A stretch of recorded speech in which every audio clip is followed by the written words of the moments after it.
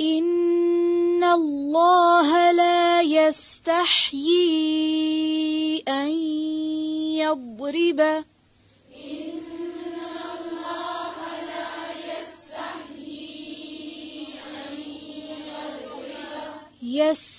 يستحيي أن يضرب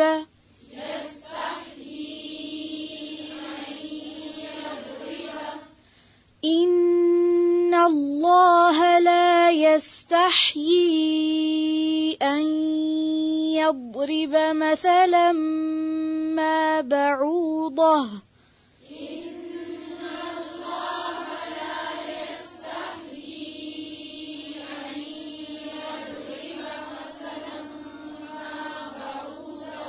أن يضرب مثلا ما بعوضة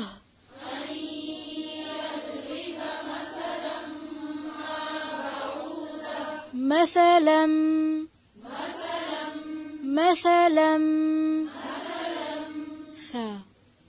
ثا نرمی سے، جس طرح سے ذال اسی طرح سے ثا، اس میں سین کی آواز نہیں آنی چاہیے. مثلا ما بعوضة فما فوقها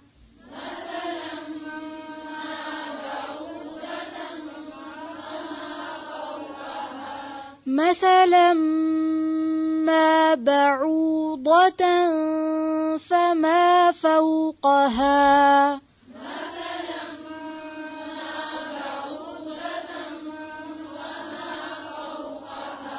مثلا ما بعوضة فما فوقها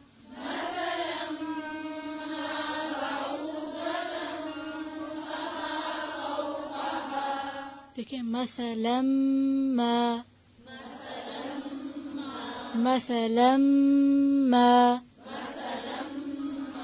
پھر سے پڑھیں.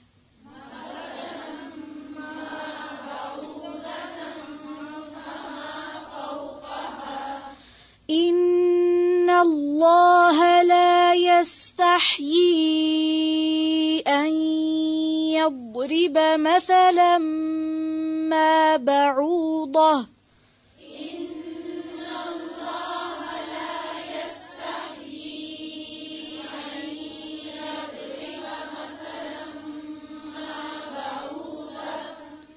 مثلا ما بعوضة فما فوقها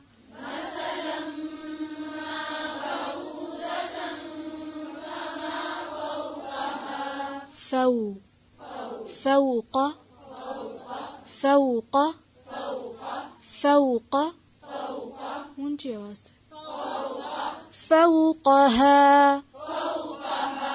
فوقها فأما الذين آمنوا فيعلمون أنه الحق من ربهم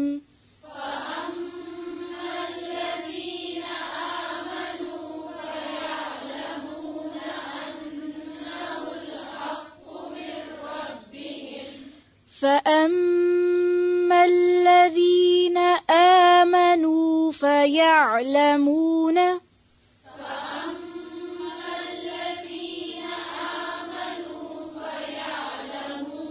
آمنوا نو صحیح پڑھا ہے میں نے. نون غنہ کی آواز نہیں آئے گی، ٹھیک ہے؟ جو اردو میں ایک نون غنہ ہوتا ہے نا، کیوں میں جیسے، وہ والی آواز نہیں آئے گی. فَأَمَّا الَّذِينَ آمَنُوا فَيَعْلَمُونَ أَنَّهُ الْحَقُّ مِنْ رَبِّهِمْ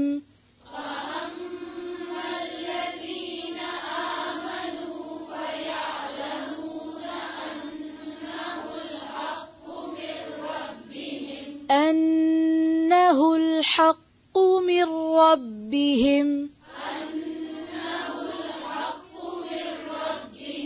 أنه الحق من ربهم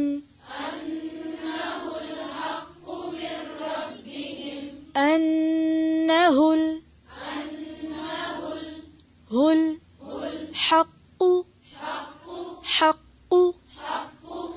أنه الحق من ربهم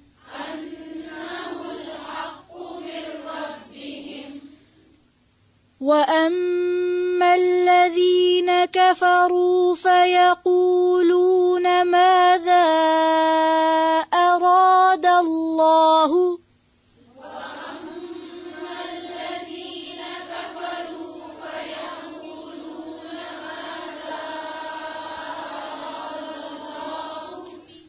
وَأَمَّا الَّذِينَ كَفَرُوا فَيَقُولُونَ مَاذَا أَرَادَ اللَّهُ بِهَذَا مَثَلًا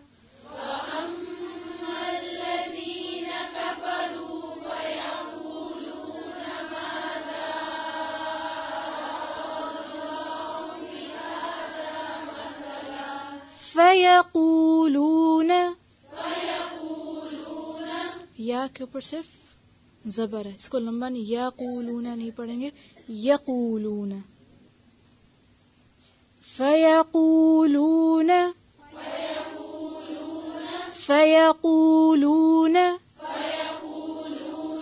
ماذا اراد اللہ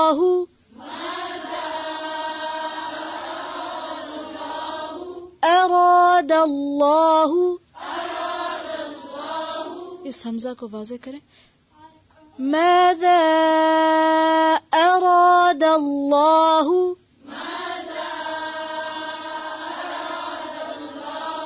اراد اللہ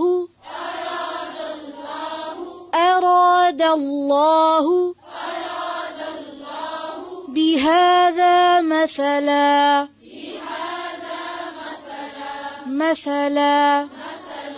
بهذا مثلا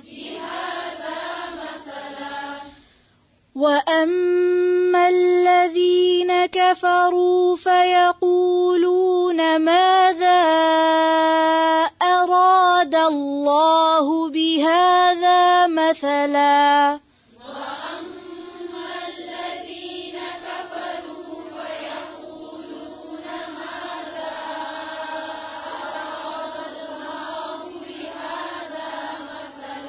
پھر سے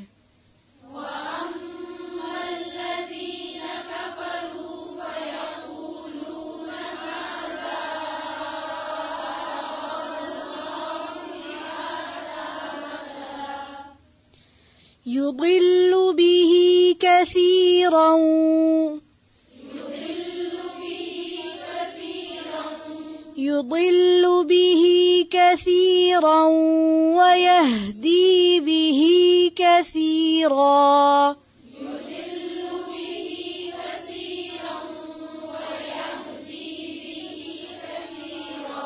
يضل به كثيرا ويهدي به كثيرا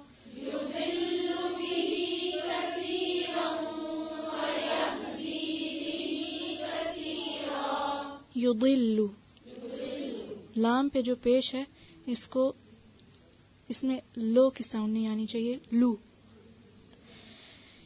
اور وَيَهْدِي اس کو یہدی یوں نہیں پڑھنا، ٹھیک ہے؟ یہدی وَيَهْدِي بِهِ كَثِيرًا يضل به كثيرا ويهدي به كثيرا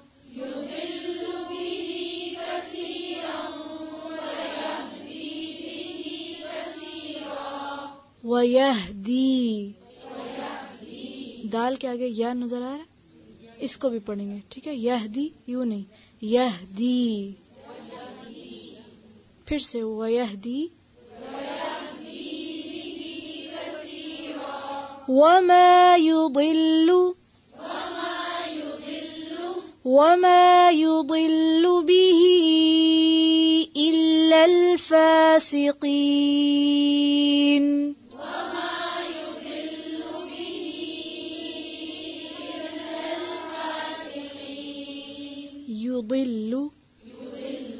یضل نہیں ہے، یو یو یو. وما يضل به إلا الفاسقين.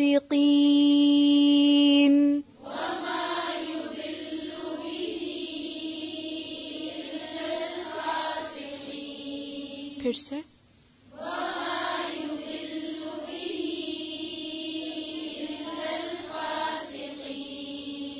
فاسقين إلا الفاسقين.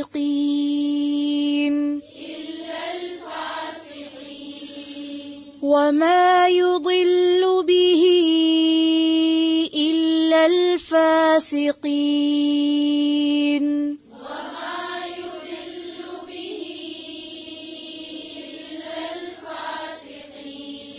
إلا الفاسقين. إلا الفاسقين.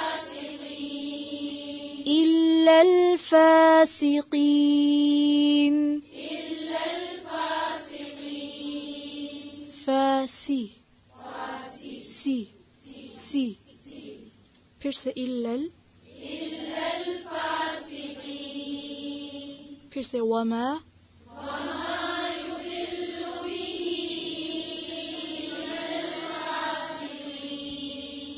یضل. لام کو کے پر صرف پیش ہے نا، اس کو بھی لمبا نہیں کھینچیں. یضل یوں نہیں پڑھنا، یضل اس کو مارک کر لیں. پھر سے وما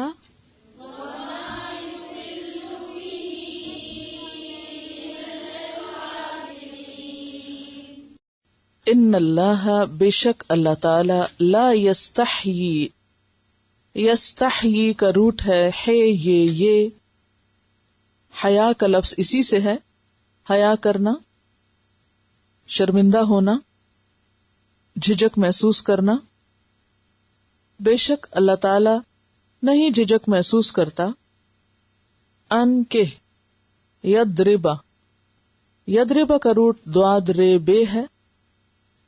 ضرب کہتے ہیں مارنے کو، لیکن جب مثال کے ساتھ آتا ہے تو معنی ہوتا ہے مثال بیان کرنا. مثال مارنا نہیں بلکہ مثال بیان کرنا. اور مثال بیان کرنا کیا معنی ہے؟ یعنی کسی بات کو اس طرح بیان کرنا کہ اس سے دوسری بات سمجھ آ جائے.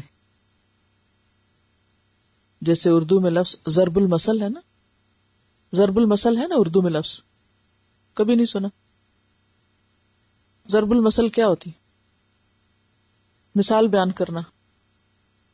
ٹھیک ہے، تو وہ بھی عربی سے ہی لیا گیا ہے، اسی معنی میں استعمال ہوتا ہے.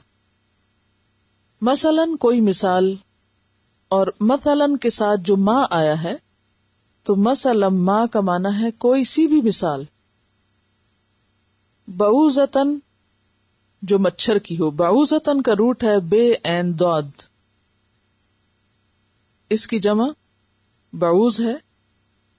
بعوضہ مؤنث کے لیے بھی استعمال ہوتا ہے. تو بعوضہ مچھر. بعوضہ کا لفظ باز سے ہے. باز کس کو کہتے ہیں؟ باز حصہ، پارٹ آف اٹ.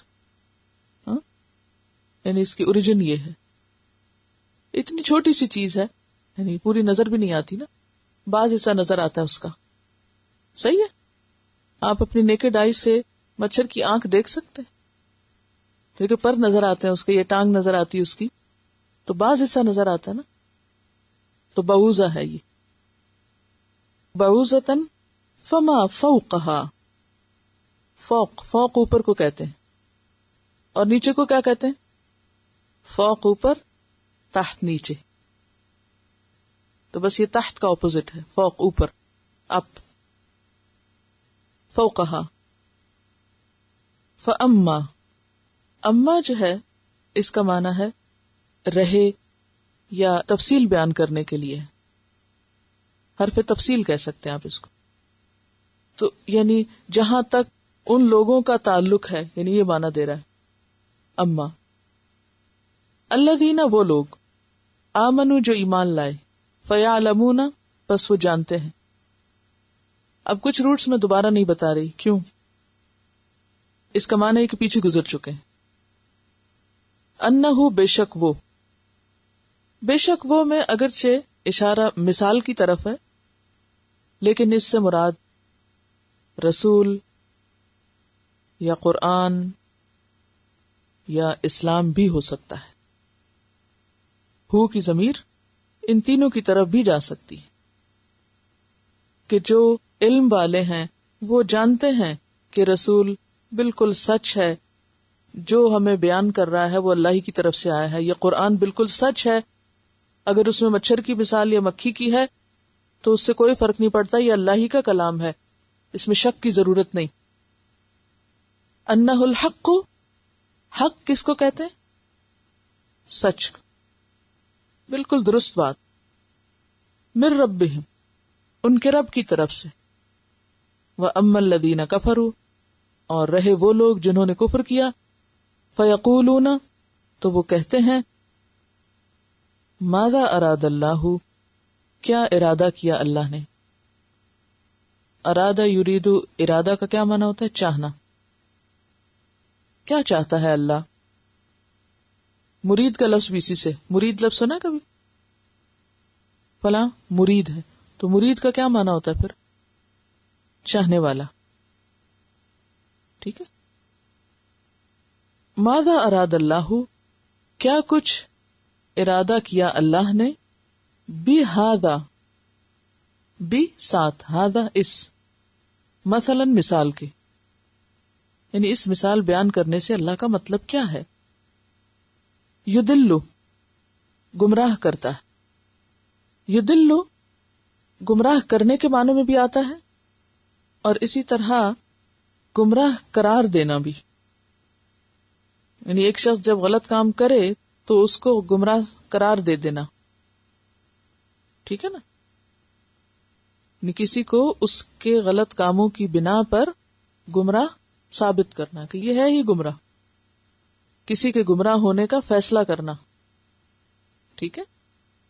یدل بہ کثیرا، گمراہ قرار دیتا ہے اس کے ساتھ بہت سوں کو. یعنی جب ایسی حرکتیں لوگ کرتے ہیں تو اس سے وہ کیا کرتے ہیں؟ دراصل اپنا ہی گمراہ ہونا ثابت کرتے ہیں. وَيَهْدِي بِهِ كَثِيرًا، اور یہدی ہدایت دیتا ہے بھی ساتھ اس کے، یعنی اسی مثال کے، کثیرن بہت سے لوگوں کو. وَمَا يُضِلُّ بِهِ، اور نہیں وہ گمراہ کرتا اس کے ساتھ، إِلَّا الْفَاسِقِينَ، مگر فاسقوں کو. فاسقین کا لفظ جو ہے یہ فسق سے نکلا ہے. فسق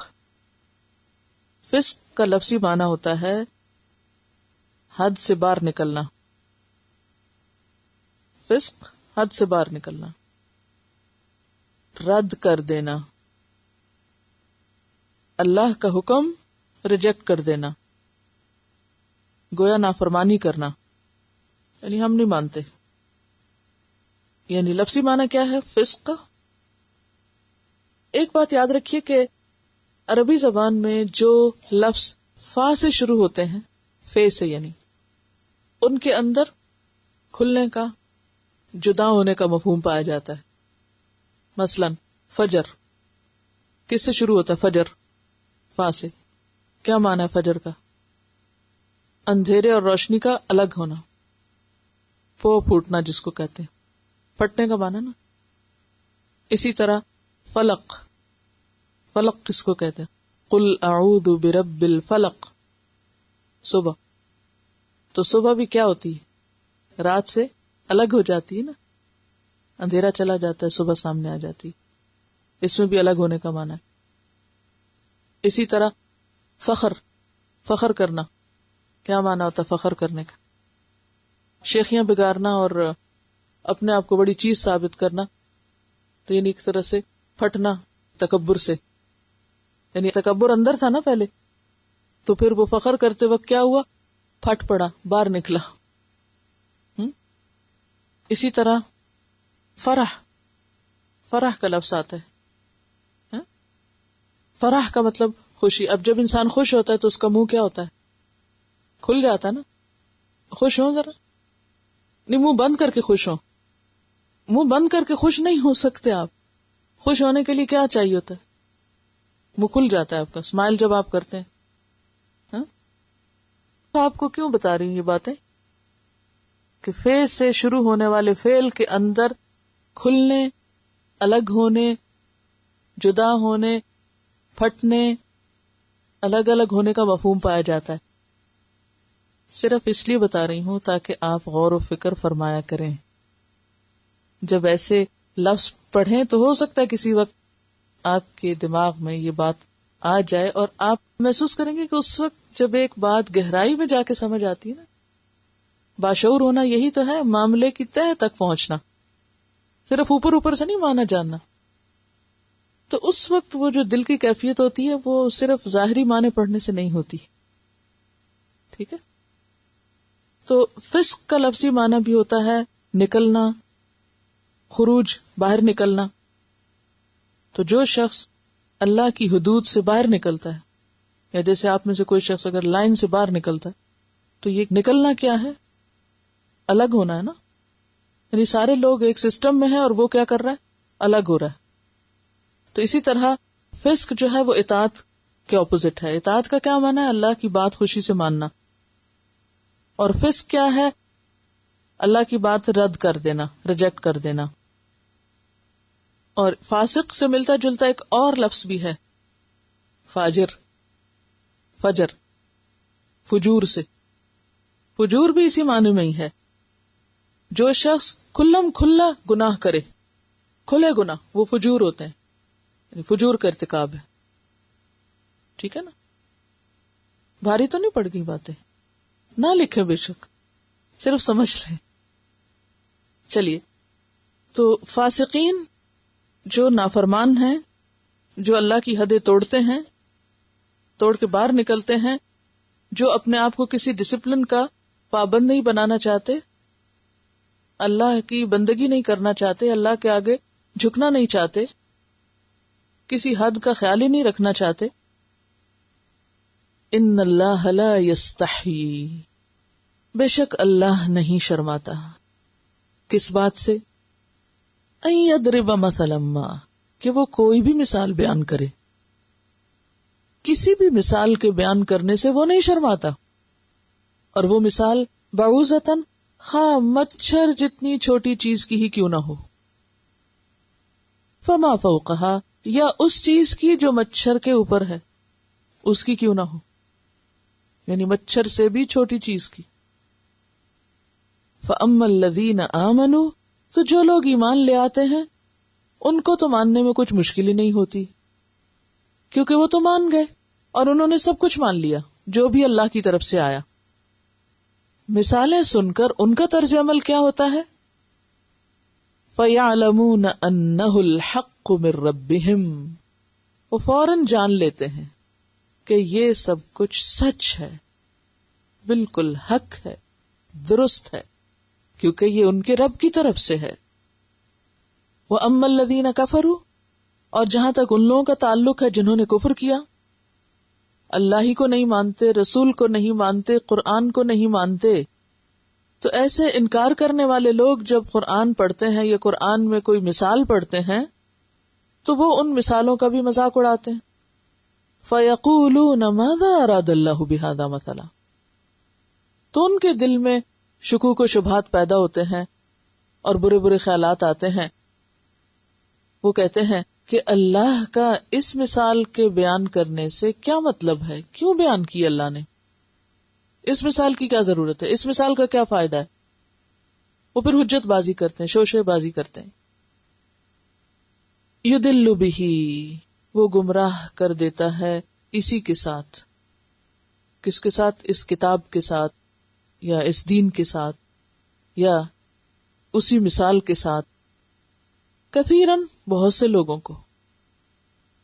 وَیہدی بہ کثیرا، اور اسی مثال کے ساتھ بہت سے لوگوں کو ہدایت بھی دے دیتا ہے. تو ہی سے مراد یہاں یہ مثال بھی ہو سکتی ہے جس کی طرف اشارہ ہے، یا پھر قرآن اور رسول اور ان سے متعلق چیزیں. اچھا، تو چونکہ نسبت اللہ کی طرف ہو رہی ہے کہ وہ گمراہ کر دیتا ہے، تو پھر لوگوں کا کیا قصور؟ تو اس کا جواب دیا گیا کہ نہیں، سب کو نہیں گمراہ کرتا.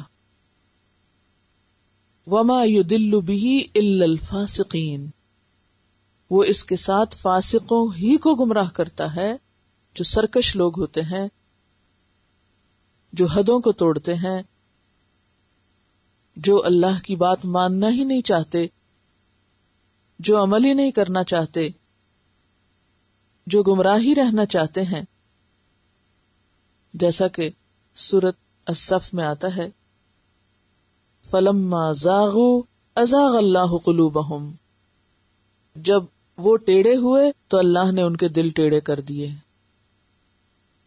انہوں نے خود سیدھا راستہ دیکھنا ہی نہیں چاہا، اللہ نے بھی نہیں دکھایا۔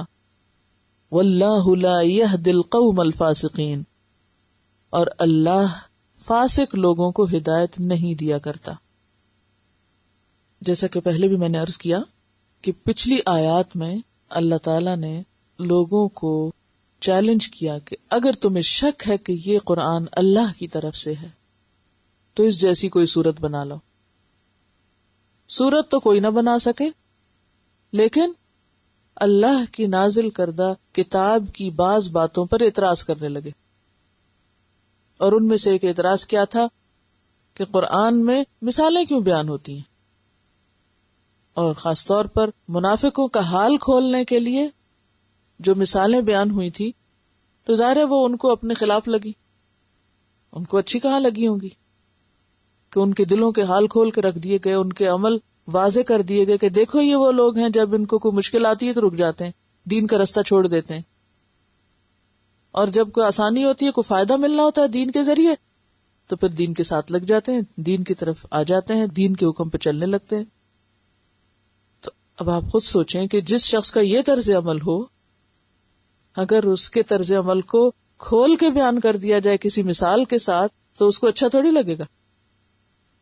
تو ایسے لوگ قرآن جن کے خلاف جاتا ہے، یعنی جن کو قرآن کا حکم اپنے خلاف نظر آتا ہے، پھر وہ خود کو تو بدلنے کی کوشش نہیں کرتے، وہ کیا کوشش کرتے ہیں؟ قرآن کو بدل دیں۔ اور بدل کہاں سکیں گے؟ بدل بھی نہیں سکتے، اس جیسا اور کوئی بنا کے لا بھی نہیں سکتے، اس کو چھپا بھی نہیں سکتے، اسے کہیں گم بھی نہیں کر سکتے، لہذا آخری حربہ کیا ہے کہ اب اس کے اندر سے شوشے نکالے جائیں۔ بعض اوقات ایسا ہوتا ہے نا کہ جب کسی شخص کا کوئی طرز عمل آپ کو بالکل ٹھیک نظر آتا ہے، لیکن ٹھیک ہونے کے باوجود وہ شخص آپ کو اچھا نہیں لگتا، تو آپ کیا کرتے ہیں؟ آپ کوئی شوشے نکالنے لگتے ہیں، کوئی ایسی باتیں پکڑنے لگتے ہیں جن کی کوئی حقیقت نہیں ہوتی۔ مقصد کیا ہوتا ہے کہ کسی نہ کسی طرح اس کو بدنام کیا جائے، اس کے بارے میں بدگمانی پیدا کی جائے لوگوں کے دلوں میں بھی، تاکہ لوگ اس کے پاس نہ آئیں، اس سے ہدایت نہ پا سکیں، اس سے کچھ سیکھ نہ سکیں۔ اسی لیے آپ دیکھیں کہ جتنے بھی پیغمبر دنیا میں آئے ہیں، اور پیغمبروں کے بعد جتنے بھی لوگ لوگوں کو خالص اللہ کی طرف بلاتے رہے، ہمیشہ ان کا مذاق بھی اڑایا گیا اور ان پر الزامات بھی لگائے گئے، تہمتیں باندھی گئی۔ اب نبی صلی اللہ علیہ وسلم جو اتنا بہترین کلام پیش کر رہے تھے اللہ کی طرف سے، ان کو کیا کہا گیا؟ شاعر ہیں، یا مجنون ہیں، یا کاہن ہیں۔ حالانکہ ان میں سے کوئی ایک خطاب ایسا نہیں تھا جو آپ کے اوپر چسپاں ہو سکتا تھا، کیونکہ سب اپنی آنکھوں سے دیکھ رہے تھے کہ آپ میں جنون کی کوئی کیفیت ہے ہی نہیں۔ سب کھلی آنکھوں سے دیکھ رہے تھے کہ آپ 40 سال تک کبھی شعر نہیں کہتے رہے، اور نہ ہی یہ قرآن شاعری کے معیار پہ آتا ہے، یہ تو اس سے بہت بلند ہے۔ سب کو پتا تھا کاہن یا نجومی کس طرح کی باتیں کرتے ہیں، اور آپ صلی اللہ علیہ وسلم اس طرح کی کوئی کچی بات نہیں کرتے، لیکن اس کے باوجود جب کوئی اور آپ کے خلاف کہنے کو بات تھی نہیں تو پھر اس طرح کے شوشے اڑائے گئے۔ تو یہ شروع سے لوگوں کا طریقہ رہا ہے کہ جس دلیل کا ان کے پاس کوئی جواب نہ ہو، جس بات کا کوئی توڑ نہ ہو، جس چیز میں کوئی خامی ثابت نہ کر سکے، پھر اس کی ہنسی اڑایا کرے، اس کے اوپر کوئی بیکار کی بات چسپاں کیا کرے۔ تو یہاں بھی انہوں نے قرآن کی قدر و قیمت کم کرنے کے لیے اعتراض شروع کر دیے کہ جب کوئی قرآن کی بات کرے گا تو ہم کہیں گے اچھا وہ قرآن جس میں مکھی کے بارے میں لکھا ہوا ہے، دیکھو ذرا یہ اتنی بڑی کتاب ہے، کہتے اللہ کی کتاب ہے، مکھی کی بات لکھی ہوئی، دیکھو اس میں کتے کے بارے میں بھی لکھا ہوا ہے، دیکھو اس میں گدھے کا ذکر بھی آتا ہے، دیکھو اس میں تو ہاتھی کے نام سے ایک صورت ہے، گائے کے نام سے ایک صورت ہے. کہہ سکتے ہیں نا لوگ، بظاہر دیکھنے کو تو یہ بات بالکل صحیح لگتی کہ ہاں واقعی یہ سب کچھ ہے قرآن میں، لیکن کسی نے یہ بھی سوچا کہ کیوں ہے یہ سب کچھ، کس کانٹیکسٹ میں کہا گیا، کتے کا حال کس کے اوپر چشمہ آتا ہے اور گدھا کس کو کہا گیا، ہاں، اور ہاتھی والوں کے ساتھ کیا ہوا تھا، اور گائے جس کی لوگ پوجا کرتے تھے اس کو جب ذبح کیا گیا تو پھر کیا نتیجہ نکلا. ہاں، یہ تو نہیں دیکھتے کہ ان چیزوں کا ذکر آیا کیوں ہے، لیکن آؤٹ آف کانٹیکسٹ ان چیزوں کو مثال بنا کر وہ قرآن کی قدر و قیمت کم کرنا چاہتے تھے، اور یہ حربہ ہمیشہ حق کے خلاف استعمال ہوتا رہا ہے.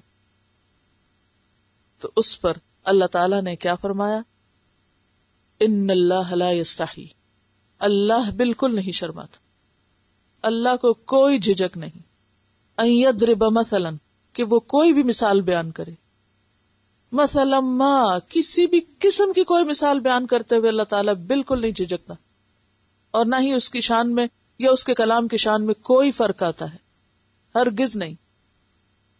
اور پھر تم مچھر کی بات کرتے ہو، اللہ تو اس سے بھی نہیں شرماتا کہ مچھر کے اوپر جو بہت ہی ایک نقطے برابر چھوٹی سی جون بیٹھی ہوئی ہے اس کے پروں پر، اس کی بھی مثال بیان کرے.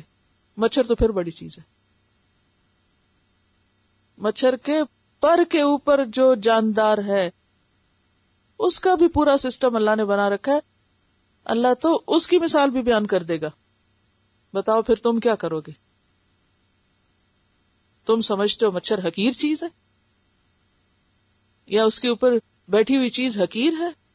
یہ تمہیں حقیر نظر آتی ہے اگر تم جانتے کہ مچھر کیا چیز ہے، یا مکھی کیا چیز ہے، یا مکھی کے کیا کام ہے. قرآن پاک میں شہد کی مکھی کا ذکر بھی آتا ہے اور گندی مکھی کا ذکر بھی آتا ہے، لیکن اگر آپ صرف ایک مکھی کا جو کام ہے یا کارنامہ ہے اور جو کچھ وہ بناتی ہے شہد کی شکل میں اگر تم دیکھ لو تم حیران ہو جاؤ. تم نے دیکھا ہی نہیں اے لا علم لوگو، ناسمجھ لوگو، تمہیں پتہ ہی نہیں کہ یہ حقیر سی مخلوق تمہارا کیسا کام خراب کرتی. آپ کو معلوم ہے کہ مچھر سے جو بیماری پھیلتی ہے ملیریا کی، اس سے تقریباً دنیا میں ہر سال 20 لاکھ موتیں ہو جاتی ہیں، جو کسی حادثے یا کسی ہارٹ اٹیک یا کسی جنگوں میں بھی نہیں ہوتی. یہ اتنی حقیر سی مخلوق ایسی تمہارے لیے جان لیوا ثابت ہوتی ہے. تو گویا اللہ کی یہ ایک مخلوق جو بظاہر حقیر نظر آتی ہے دراصل بہت زبردست طاقت رکھتی ہے. مچھر کہنے کو تو معمولی چیز ہے، لیکن یہ قدرت کے منیچرائزیشن آرٹ کا ایک اعلیٰ نمونہ ہے.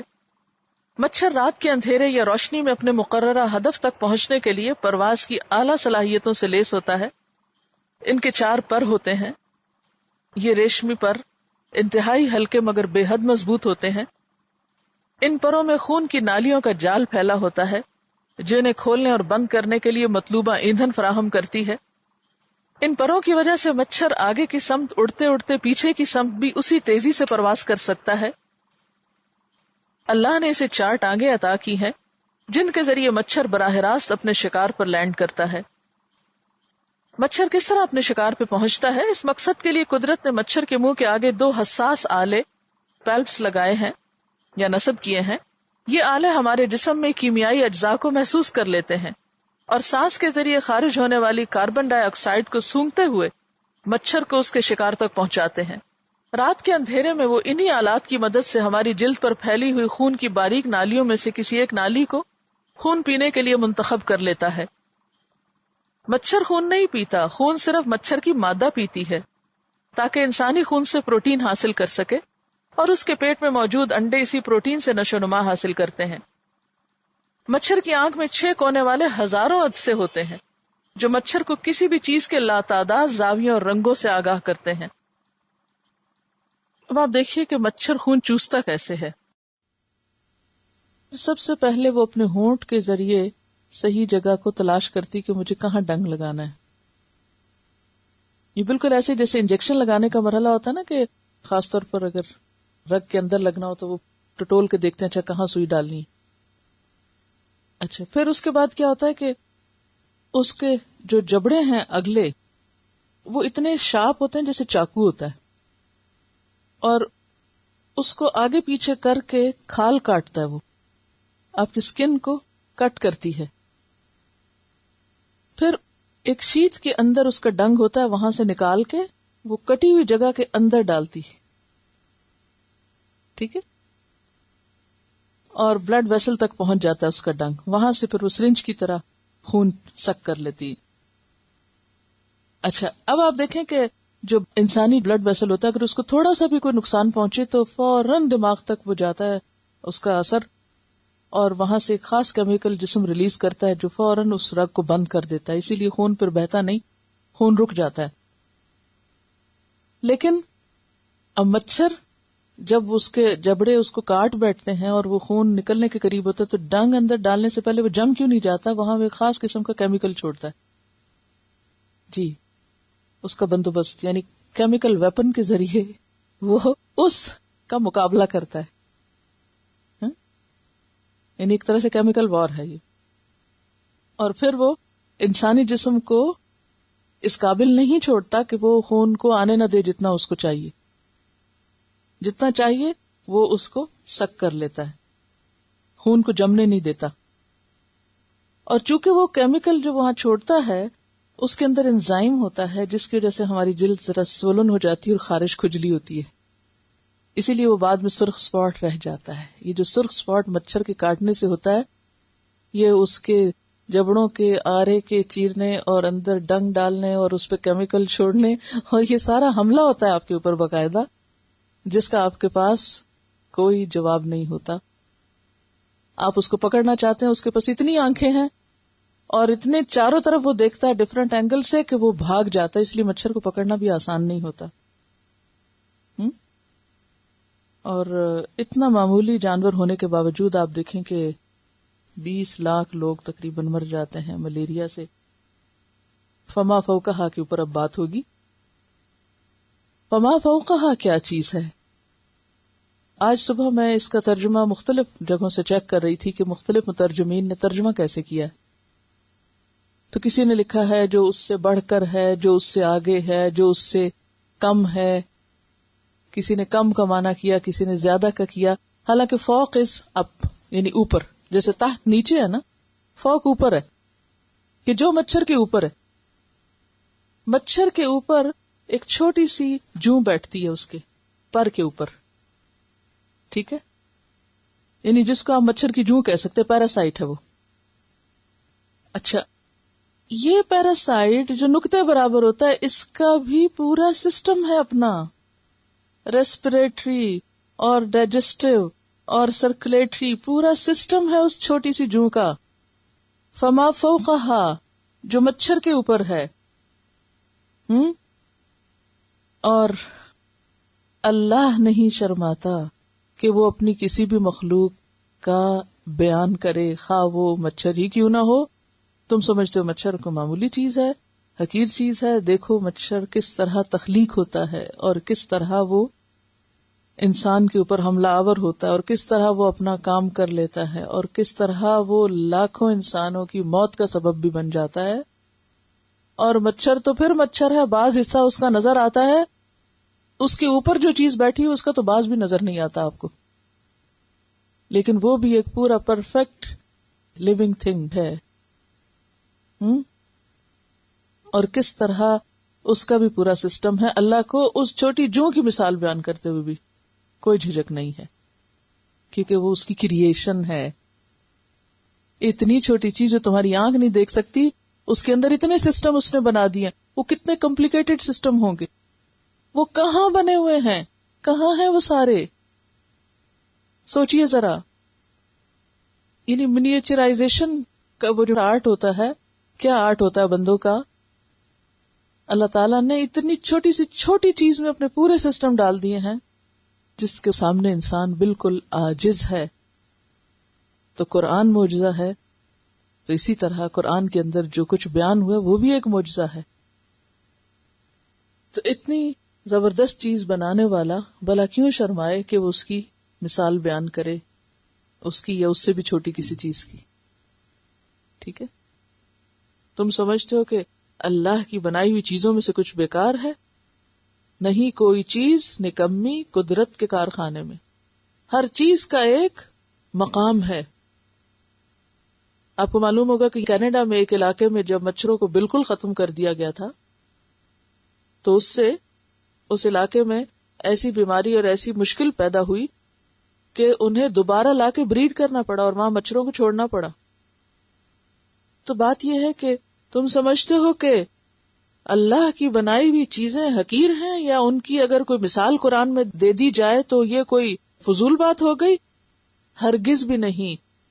یہ تم کم علم ہو، کم عقل ہو، اسی لیے تم یہ شوشے بازی کرتے ہو.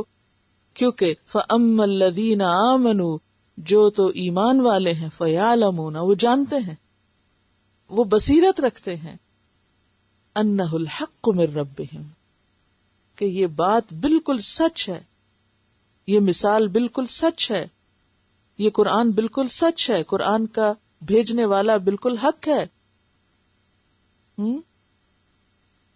جیسا کہ وہ تہجد کے وقت جو دعائیں پڑھی جاتی ہیں ان میں جو اللہ کی حمد و ثنا بیان کی جاتی تو اس میں ہر چیز کے حق ہونے کا ہم اظہار کرتے ہیں نا.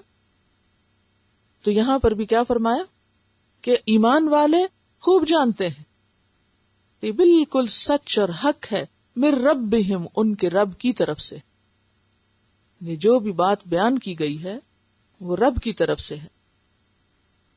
وَأَمَّا الَّذِينَ كَفَرُوا، اور جو مانتے نہیں، انکار کرنے والے ہیں، انہی کی سمجھ میں کچھ نہیں آئے گا، وہ کم عقل لوگ ہیں. فَيَقُولُونَ، وہ کہتے ہیں، ماذا اراد اللہ بہذا مثلا، اس مثال سے اللہ کا کیا ارادہ تھا، ہمیں تو سمجھ میں نہیں آتا کہ یہ مثال بیان کیوں کی گئی.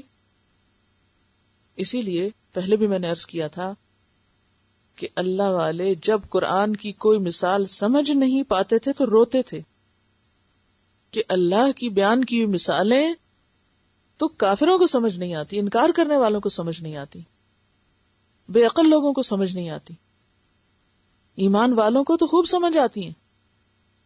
تو کسی کا قرآن پر یہ اعتراض کرنا، یہ اعتراض کے انداز میں کہنا کہ یہ بات کیوں کی گئی، تو اپنی عقل کو کوسو، اللہ پر اعتراض مت کرو، اللہ پہ شکوہ مت کرو. اسی لیے اللہ تعالیٰ فرماتے ہیں کہ یضل بہ کثیرا ویہدی بہ کثیرا.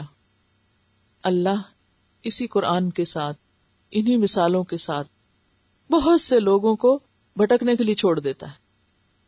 ویہدی بہ کثیرا، اور بہت سے لوگوں کو ہدایت دیتا ہے.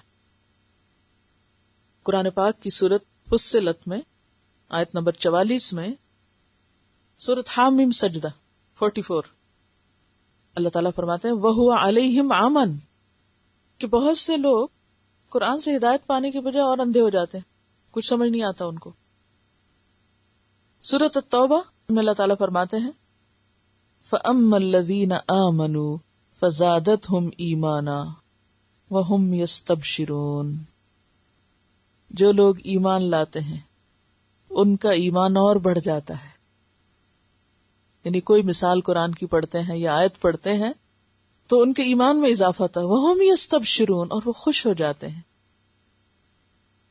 وَأَمَّا الَّذِينَ فِي قُلُوبِهِمْ مَرَضٌ، تو لیکن وہ لوگ جن کے دلوں میں بیماری ہے، منافقت ہے، فَزَادَتْهُمْ رِجْسًا إِلَى رِجْسِهِمْ، تو وہ ان کی گندگی پر گندگی میں اور اضافہ کرتی.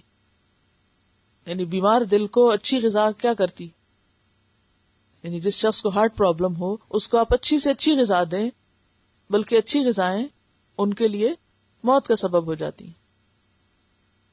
تو اسی طرح جن کے دلوں میں نفاق ہے ان کو اچھے سے اچھا کلام فائدہ دینے کی بجائے ان کی بیماری میں اور اضافہ کر دیتا ہے. فَزَادَتْهُمْ رِجْسًا إِلَى رِجْسِهِمْ وَمَاتُوا وَهُمْ كَافِرُونَ، وہ اسی حالت میں مر جاتے ہیں کہ وہ انکار کرنے والے ہوتے ہیں. تو بات یہ ہے کہ یہ قرآن کس کو ہدایت دیتا ہے؟ اسی کو جو طلب رکھتا ہے، جو چاہتا ہے. جو اس پر ایمان رکھتا ہے، جو اس میں شک نہیں کرتا، جو اس کو اللہ کی طرف سے سمجھتا ہے، اور جو اس سے ہدایت پانا چاہتا ہے. اس کے بارے میں سورۃ محمد میں فرمایا وَالَّذِينَ اهْتَدَوْا زَادَهُمْ هُدًى وَآتَاهُمْ تَقْوَاهُمْ، کہ وہ لوگ جو ہدایت پانا چاہتے ہیں ان کو اور زیادہ ہدایت مل جاتی، اللہ ان کی ہدایت میں اور اضافہ کر دیتا ہے اور ان کو ان کا تقوی عطا کر دیتا ہے. ساری بات کس کی ہے پھر؟ طلب کی. طلب کی. پہلے دن آپ سے میں نے عرض کیا تھا یہ وہ چیز ہے جو آپ کو طلب کے مطابق ملے گی. جتنے آپ سچے ہوں گے اس کو لینے میں اتنی ہی زیادہ آپ کو ملتی چلی جائے گی. کیونکہ جب آپ کے دل میں تڑپ ہوگی نا یا اللہ مجھے سیکھنا ہے، بس مجھے ہر قیمت پر اس کو پانا ہے، مجھے لینا ہے، تو اللہ تعالیٰ بھی ویسے ہی دروازے کھولتا جائے گا. اور اگر آپ ڈاواں ڈول ہوئے فَلَمَّا أَضَاءَ لَهُم مَشَوْا فِيهِ وَإِذَا أَظْلَمَ عَلَيْهِمْ قَامُوا، مشکل آئی تو رک گئے، چھوڑ دیا، آسانی ہوئی تو چل پڑے، تو پھر تو نہیں بات بنے گی. اس کتاب اور اس کا علم پانے کے لیے آپ کو سب سے زیادہ سچا ہونا پڑے گا، اپنے اندر تڑپ لانی پڑے گی، یا اللہ بس مجھے چاہیے یہ، مجھے دے دے تو یہ. تو ہر چیز سمجھ بھی آتی جائے گی اور مزید راستے کھلتے چلے جائیں گے انشاءاللہ، کیونکہ یہ اللہ کا وعدہ ہے. والذین اہتدوا، جو ہدایت پانا چاہیں گے، زادہم ہدا، ان کی ہدایت زیادہ کر دے گا. جتنی جتنی طلب ہوگی اتنا اتنا دیتا جائے گا. وآتاہم تقواہم، کیونکہ جہاں چاہت ہوتی ہے نا وہاں انسان ہر طرح کی قربانی کر لیتا ہے. وہاں انسان اپنی نیند چھوڑ سکتا ہے، وہاں کھانا چھوڑ سکتا ہے، وہاں اپنی دل پسند چیزیں چھوڑ سکتا ہے، وہاں اپنی ہر چیز پھر وہ چھوڑ سکتا ہے اس کے لیے. اور نہ صرف یہ کہ وہ پسند کی چیزیں چھوڑ سکتا ہے بلکہ اس کے راستے میں آنے والی تکلیفوں کو بھی خندہ پیشانی سے لیتا جاتا ہے. ان کی بھی پرواہ نہیں کرتا، ان پر بھی وہ ہائے ہائے نہیں کرتا، کیونکہ سب سے قیمتی چیز ہے نا اس زمین پر یہ. ویسے تو سب کچھ اللہ کا بنایا ہوا، وہ مخلوق ہے اللہ کی، لیکن یہ اللہ کا کلام ہے. ہر چیز کریشن ہے، لیکن یہ کریشن نہیں ہے، یہ اس کا کلام ہے، اس کا کلام. کوئی معمولی چیز نہیں ہے یہ. یعنی اس زمین پر جتنی بھی چیزیں آپ کے سامنے، ان سب میں بہترین چیز ہوا خیر مما یجمعون، یہ اللہ کا کلام ہے. اب اگر اس سے کم چیزوں کے پیچھے تو ہم بھاگیں، یہ بھی مل جائے، وہ بھی مل جائے، وہ بھی مل جائے، اور اس کی پرواہ نہ کریں، اس کو پیٹ پیچھے ڈال دیں، اچھا جب وقت ملے گا زندگی میں کر لیں گے، تو پھر کیسے ملے گا؟ یہ پھر نہیں ملتا نا، پھر وہ پیچھے سے پیچھے چلا جاتا ہے، پھر رہ ہی جاتا ہے، پھر خالی ہاتھ ہی جاتے ہیں آگے. قیمتی چیزیں یہ تو سونے چاندی سے بہتر ہے، مال و دولت سے بہتر ہے، دنیا کی ہر چیز سے بہتر. جو اس کی قدر پہچانے گا اور جو اس کی طلب رکھے گا، اللہ اس کے لیے ضرور راستے کھولے گا. اسی لیے کیا فرمایا؟ یضل بہ کثیرا ویہدی بہ کثیرا، بہت سے لوگوں کو اسی کتاب کے ذریعے وہ راستے دکھاتا ہے، ہدایت دیتا جاتا ہے. وما یضل بہ الا الفاسقین، اور وہ اگر گمراہ کرتا ہے تو نافرمان لوگوں کو، جو اس کو ریجیکٹ کر دیتے ہیں، جو اس کو چھوڑ دیتے ہیں، جو اس کو الگ کر دیتے ہیں، انہی کو پھر بھٹکاتا ہے. کیونکہ بات یہ نا کہ جو ریجیکٹ کر دیں، رد کر دیں، چھوڑ دیں، اس کو ترجیح نہ دیں اور چیزوں کو دیں، پھر وہ کیوں دے ان کو؟ سورۃ فصلت آیت 17 میں اللہ تعالیٰ فرماتے ہیں وَأَمَّا ثَمُودُ فَهَدَيْنَاهُمْ، سمود کو ہم نے ہدایت دی تھی، ہم نے ان کو راستہ دکھایا تھا. فَاسْتَحَبُّوا الْعَمَىٰ عَلَى الْهُدَىٰ، تو انہوں نے ہدایت پر اندھا رہنے کو ترجیح دی. انعمت علیہم بننے کی بجائے ضالین بننا پسند کیا، علم کے راستے پہ آنے کی بجائے لا علم رہنا پسند کیا. نہیں پتہ ہی نہ ہو تو بہتر ہے، اندھیرے میں ہی رہیں، نہ پتہ ہوگا اور ہم بہانہ کر دیں گے پتہ ہی نہیں تھا.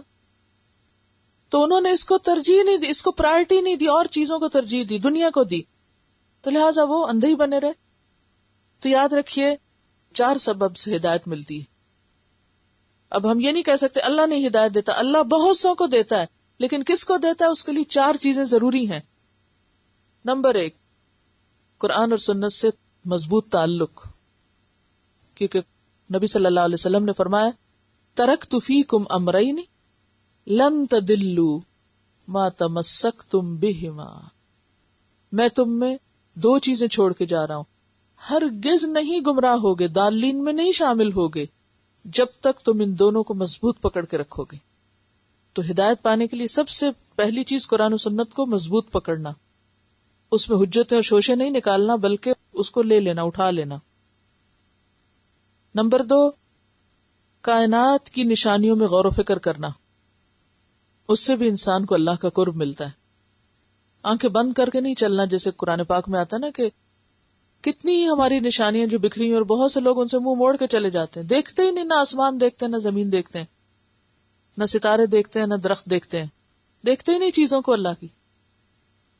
تو قدرت کی نشانیوں کو دیکھنا عبادت ہے، غور و فکر عبادت ہے، کیونکہ اس سے اللہ کی محبت دل میں آتی اور اس سے دل کھلتا ہے، ہدایت ملتی انسان کو، یا وہ سبب بن جاتے ہیں. جیسے آپ کو معلوم ہے نا حضرت ابراہیم علیہ السلام نے جب ستارہ دیکھا تو کہا یہ میرا رب ہے، پھر کہا نہیں یہ نہیں رب ہو سکتا ہے، تو ڈوب گیا، رب ڈوب نہیں سکتا. چاند دیکھا، پھر کہا نہیں، پھر سورج دیکھا یہ تو سب سے بڑا، پھر کیا کہا یا اللہ اگر تو مجھے ہدایت نہیں دے گا تو میں تو ضرور گمراہ ہو جاؤں گا.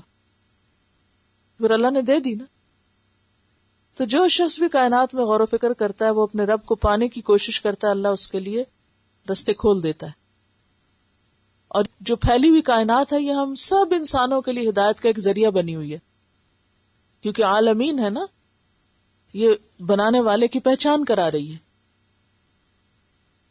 تیسری چیز دعاؤں کی کثرت، جہاں اٹکیں، جہاں بھٹکیں، جہاں پھسلیں فوراً مانگے اللہ سے، اللہ مجھے تو پتہ ہی نہیں تو کیا چاہتا، مجھے وہ بتا جو تو چاہتا ہے.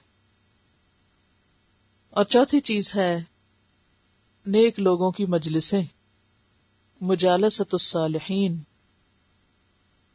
علم کی مجلسیں، دین کی محفلیں،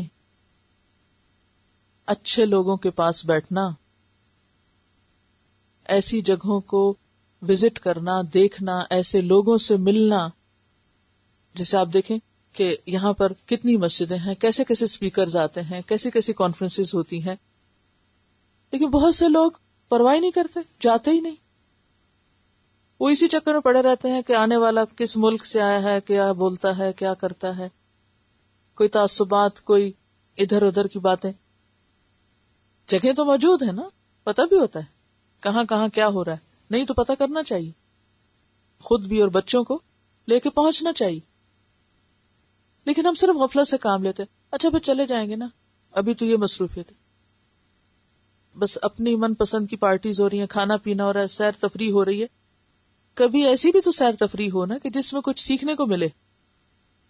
جب ہم ایسی مجلسوں میں جائیں گے ہی نہیں، جب مسجد میں جائیں گے ہی نہیں، جب کسی علم کی مجلس میں بیٹھیں گے ہی نہیں، جب کسی علم والے کو سنیں گے ہی نہیں، کہاں سے رستہ مل سکتا ہے؟ نہ خود قرآن کھولتے ہیں، نہ کائنات کو دیکھتے ہیں، نہ مانگتے ہیں، نہ ایسی مجلسوں میں جاتے ہیں، تو پھر کہتے ہیں اللہ ہی ہدایت نہیں دیتا ہمیں، اللہ ہی نہیں چاہتا ہم سیدھے ہوں. وہ چاہے گا تو ہمیں رستہ دکھا دے گا. آپ خود کچھ بھی نہ کرو تو وہ زبردستی تھوڑی دے گا. ہدایت وہ چیز ہے جو طلب کرنے سے ملتی ہے، جس کا تعلق چاہت سے، آپ کی چاہت دیکھی جاتی ہے. تو اللہ فاسقوں کو ہدایت نہیں دیتا. ہمیں کوئی حق نہیں کہ ہم اللہ کے فیصلوں، اللہ کی تخلیق اور اللہ کے کلام پر اعتراض کریں.